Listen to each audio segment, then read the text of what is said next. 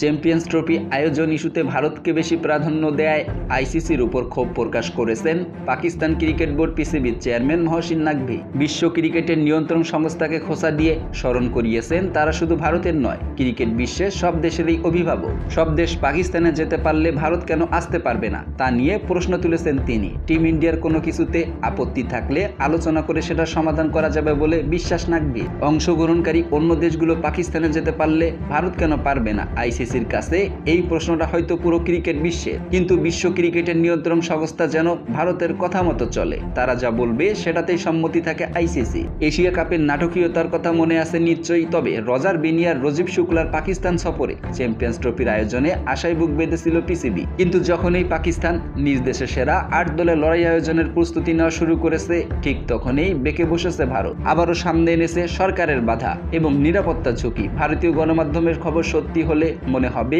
ICC হয়তো ভারতকে সমর্থন করছে, আর সেটা নিয়েই ক্ষুব্ধ পিসিবি। যদিও এখনো চ্যাম্পিয়ন ট্রফি আয়োজনে স্বপ্ন দেখছে পিসিবির চেয়ারম্যান মহসিন নাকভি।